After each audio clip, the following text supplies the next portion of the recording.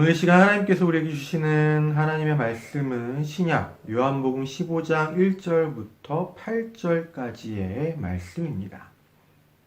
제가 봉독할 때 살아계신 하나님 아버지 음성을 다 들으실 수 있기를 소원합니다. 나는 참 포도나무요 나의 아버지는 농부이시다. 나에게 붙어 있으면서 열매를 맺지 못하는 가지는 아버지께서 모조리 쳐내시고 열매를 맺는 가지는 더 많은 열매를 맺도록 잘 가꾸신다. 너희는 내 교훈을 받아 이미 잘 가꾸어진 가지들이다. 너희는 나를 떠나지 마라. 나도 너희를 떠나지 않겠다.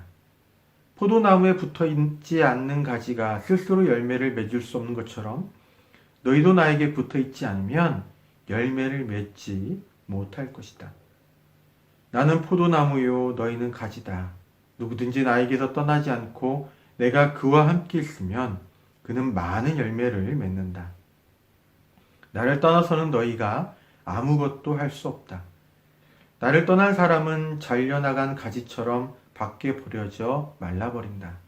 그러면 사람들이 이런 가지를 모아다가 불에 던져 태워버린다. 너희가 나를 떠나지 않고 또 내 말을 간직해 둔다면 무슨 소원이든지 구하는 대로 다 이루어질 것이다. 너희가 많은 열매를 맺고 참으로 나의 제자가 되면 내 아버지께서 영광을 받으실 것이다. 아멘. 주님께서 주시는 말씀입니다. 오늘 본문 말씀은 성도의 삶이라는 것이 곧 나 자신이 예수님에게 붙어있는 존재라는 사실을 자각하는 삶이라는 것에 관해서 우리로 하여금 생각해 볼 수 있도록 인도합니다. 오늘 복음서에서는 예수님과 우리 그리고 하나님과의 관계를 표현하는 단어가 소개되어 있습니다. 성서의 여러 곳에서는 예수님과 우리를 가리켜서 주님과 제자로 표현하거나 하나님을 가리켜서 아버지로 표현하기도 하고 혹은 우리를 종으로 표현하기도 합니다. 이것은 우리와 예수님 그리고 하나님 사이의 관계를 드러내주는 단어들이죠. 이를테면 예수님과 우리 사이를 표현할 때에 주님과 제자로 표현할 때에는 예수님에 대해서 우리가 섬기고 따라가야 하는 분이라는 주제가 함축되어 있습니다. 그리고 하나님을 가리켜서 우리의 아버지로 표현한다라는 것은 왕이나 황제만이 신이나 신의 아들로 인정되던 시대에는 상당히 파격적인 것이었죠. 모든 사람이 신의 자녀라는 생각이 여기에 담겨 있기 때문입니다. 게다가 이것은 황제나 왕과 같은 인물만이 신적인 기원을 가진 존재가 아니라 모든 사람이 신적 기원을 가진 존재라는 의미이기도 합니다. 이러한 측면에서 본다면 하나님이 우리의 아버지시다라는 표현에는 아버지와 같이 그 자녀인 우리 모두가 고귀한 존재라는 생각과 더불어서 자녀가 그 아버지를 닮은 것처럼 모든 인간도 아버지 되시는 하나님을 닮아야 한다라는 어떠한 삶의 방향성도 함축되어 있다라고 볼 수 있겠습니다. 물론 자녀를 전폭적으로 사랑하시는 아버지의 그 사랑 안에 우리 모두가 속해 있다는 이 정서적인 생각도 담겨져 있죠. 그런데 오늘 본문에는 예수님과 우리 그리고 하나님 사이를 표현하는 새로운 단어가 소개되고 있습니다. 예수님은 포도나무이고 우리는 거기에서 자라는 가지이며 그리고 하나님은 이 포도나무를 가꾸시는 농부로 소개됩니다. 가지는 자기 스스로 홀로 자랄 수 없습니다. 뿌리로부터 줄기를 따라 올라오는 영양분을 통해서 자라나고 열매를 맺게 되는 것이죠. 가지가 포도나무에 근거해야 자라난다라는 것은 아주 자명한 이치입니다. 그렇다면 예수께서 포도나무이시고 우리가 거기에서 자라는 가지라는 표현에는 포도나무의 근거에서 자라고 열매를 맺는 가지처럼 우리도 포도나무이신 예수님께 근거해서 자라고 열매를 맺는 존재라는 생각이 함축되어 있다라고 볼 수 있겠지요. 우리가 자라고 열매를 맺는다라는 것은 곧 우리가 어떠한 인간이 되어야 하고 또 어떠한 삶을 살 것인가에 관한 은유입니다. 우리가 되어야 하는 인간은 우리가 어떠한 사유를 하는 존재가 될 것인가, 그리고 우리가 어떠한 방식으로 살아갈 것인가에 달려 있죠. 그리고 그것의 근거는 예수님입니다. 나무에 붙어 있는 가지가 나무로부터 영양분을 흡수하는 것처럼 우리가 예수님께 붙어서 그분의 관점과 그분의 정신을 흡수한다는 것입니다. 이것은 곧 예수께서 활동하실 때에 그분의 삶에 내재된 가치와 정신에 따라서 우리도 그렇게 생각하고 판단하고 결정하는 것을 말합니다. 쉽게 말하면 예수님의 정신과 그분의 결정 방식이 곧 우리의 정신과 결정 방식이 되어야 한다라는 것이죠. 그런데 이 본문에는 하나님께서 포도나무 농장의 농부로 표현되어 있습니다. 모름지기 농부는 논밭의 소산을 얻기 위해서 땀을 흘리는 사람입니다. 그렇다면 포도원의 농부이신 하나님께서도 포도나무로부터 열매를 기대하시겠죠. 그리고 그 열매는 가지라고 표현되는 우리에게서 맺히는 것입니다. 아마도 그 열매 이름은 우리의 삶일 것입니다. 그렇다면 포도원의 농부가 포도나무에게서 얻기를 바라는 포도송이처럼 하나님께서 우리에게서 얻기를 바라시는 열매는 우리가 예수님에게 붙어 있으면서 나타나는 삶의 내용들, 다시 말해 우리가 예수님의 정신을 따라서 생각하고 판단하면서 나타나는 그 삶의 내용들일 것입니다. 요한은 예수께서 잡히시기 전날 밤의 만찬 자리에서 제자들에게 하신 말씀을 바로 앞장에 기록해 두었습니다. 그때 예수님은 제자들에게 이렇게 말씀하셨습니다. 예수께서는 이렇게 대답하셨다. 나를 사랑하는 사람은 내 말을 잘 지킬 것이다. 포도나무 가지가 포도나무로부터 맺는 열매, 다시 말해서 우리가 예수님의 정신을 따라서 생각하고 판단하면서 나타나는 삶의 내용들은 곧 예수님의 말씀을 잘 지키면서 자연스럽게 나타나게 되는 삶의 내용들입니다. 포도원의 농부가 포도원에서 거둔 수확으로 사람들에게서 칭송을 받듯이 하나님께서는 예수님을 구주로 고백하고 믿는 사람들에게서 나타나는 그 삶의 내용들을 통해서 사람들로부터 칭송을 받게 되실 것입니다. 하지만 오늘에 이르러서 하나님의 이름이 땅에 밟히는 이름처럼 사람들에게서 취급되고 있으니 이것은 예수님을 구주로 고백하고 믿는 사람들에게서 나타나는 삶의 내용들에 문제가 있기 때문이죠. 오늘 복음서는 우리가 포도나무에 붙어있는 존재라는 사실을 일깨워줍니다. 우리의 생각과 판단의 기준, 그리고 거기에 기초한 행동이 포도나무이신 예수님께 근거한 것이어야 한다는 말씀입니다. 어떤 일에 관해서 생각하고 판단하고 또 결정하고 행동할 때에 첫 출발점과도 같은 생각의 근거를 예수님의 정신과 그분의 삶에 두지 않으니 결국 거기서 나타난 행동이나 삶의 내용도 예수님과 멀어질 수밖에 없습니다. 그리고 그것 때문에 하나님의 이름은 세상의 사람들로부터 조롱을 받고 있지요. 오늘 성서 일과로 함께 주어진 사도행전과 요한일서의 말씀은 포도나무로부터 정상적인 열매를 맺었던 한 가지 사례와 예수님께 근거한 삶의 한 단면을 소개하고 있습니다. 사도행전에는 초대교회로 불렸던 예루살렘 교회의 빌립 집사를 소개합니다. 예루살렘 교회에서 집사로 섬기고 있었던 빌립은 남쪽으로 내려가라는 성령님의 감동을 받고 남쪽 지역으로 가고 있었습니다.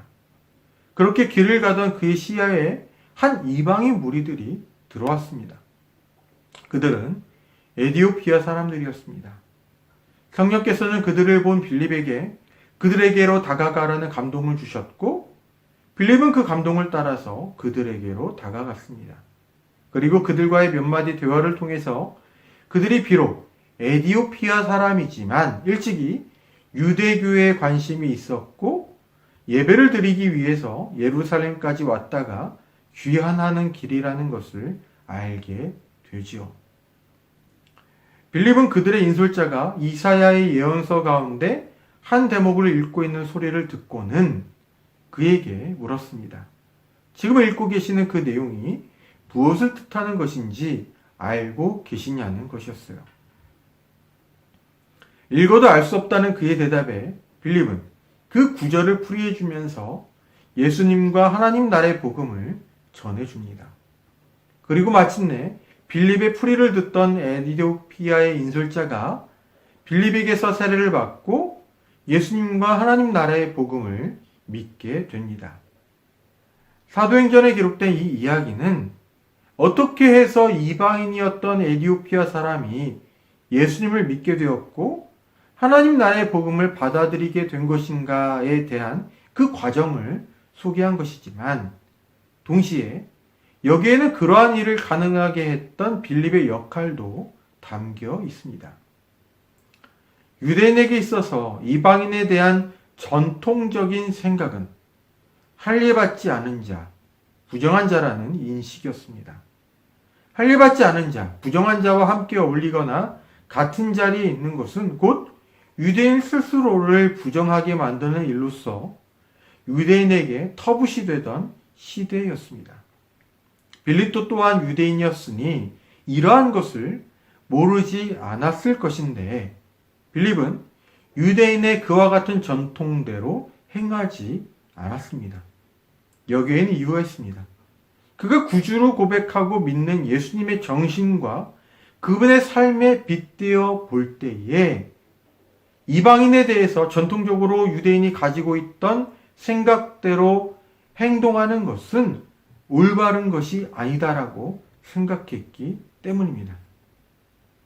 예수님에게 있어서 모든 인간은 종교적인 관습과 문화, 제의의식, 계층과 성별이라는 장벽에 가둘 수 없는 존재였습니다. 그분에게는 인간의 생명이 인간의 존엄성과 인간의 살아갈 권리가 가장 소중했습니다. 예수께서는 모든 인간을 하나님 앞에 서는 인간이 되도록 하셨습니다. 그 사이를 가로막는 모든 장벽을 다 허물어 버리신 것이죠. 빌립도 그것을 알고 있었고 또 그것이 옳다고 믿고 있었기 때문에 그는 비록 유대인이었음에도 불구하고 그리고 할례받지 않은 자와 같은 자리에 있는 것이 스스로를 부정하게 하는 일이라는 이 유대인의 전통적인 관념도 알고 있었음에도 불구하고 그 이방인에게로 가라는 성령님의 감동을 따라 순종하였던 것입니다.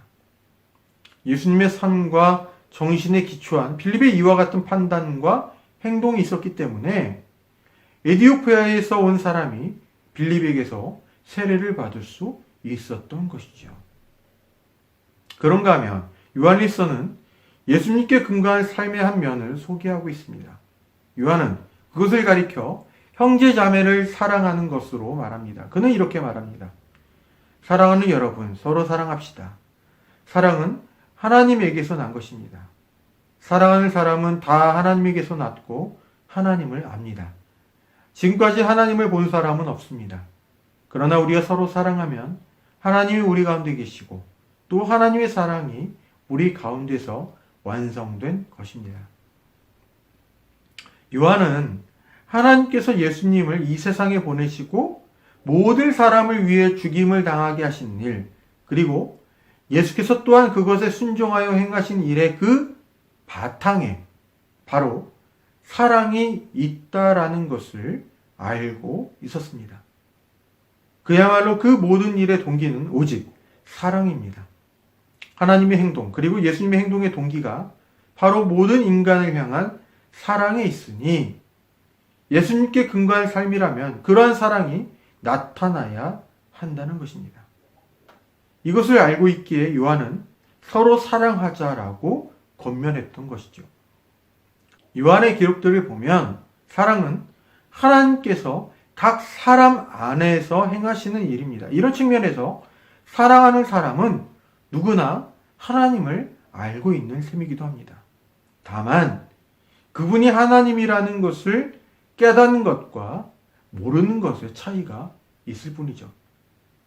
모든 사랑은 하나님께서 각 사람 안에서 행하시는 일이지만 자기만을 생각하는 사랑은 그렇지 않습니다. 그것은 그 사람 안에서 행하시는 하나님의 사랑이 아니라 마치 하나님처럼 가장하여 하나님께서 행하시는 사랑처럼 보이게 만들지만 실상은 죽음의 두려움에 쫓겨서 욕망을 따르게 만드는 사탄의 일입니다.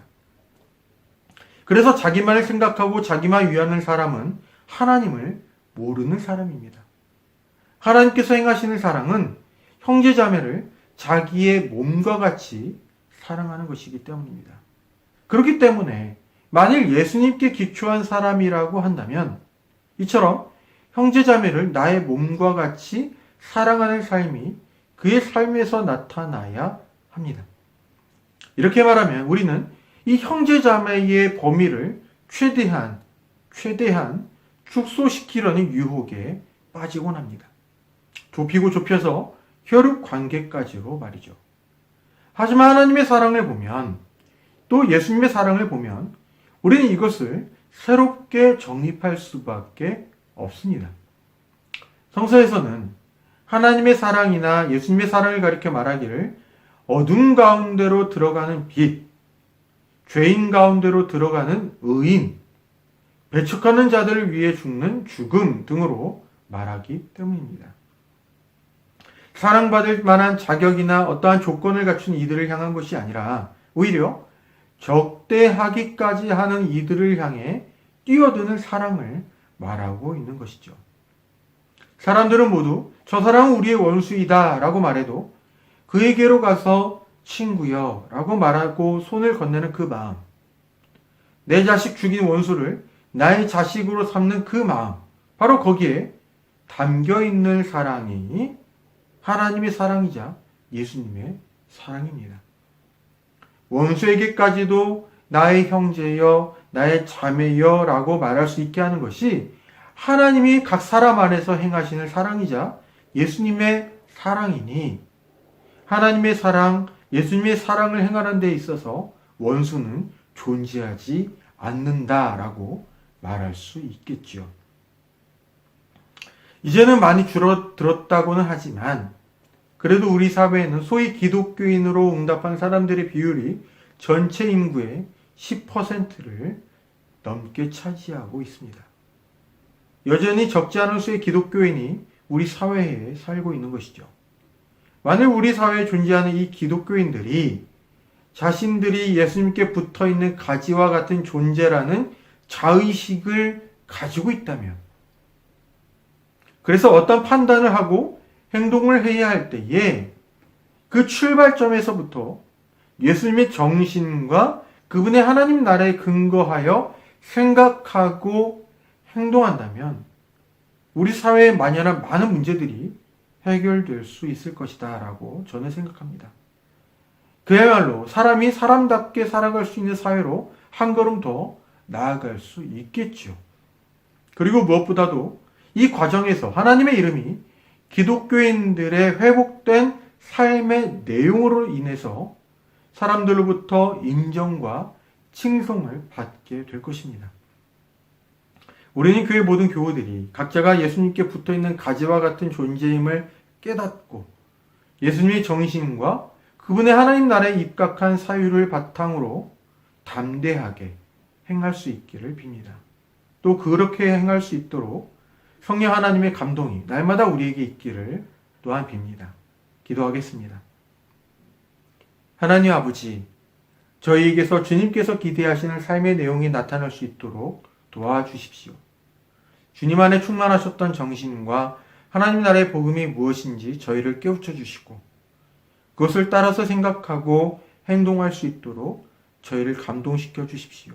주님, 그러나 그 걸음걸음을 평안하게 행할 수 있도록 저희를 지켜 주십시오. 언제나 어디에서나 성령님을 통하여 저희 곁에 또 저희 안에 계시며 저희와 함께 하시는 예수님의 이름으로 기도드립니다. 아멘.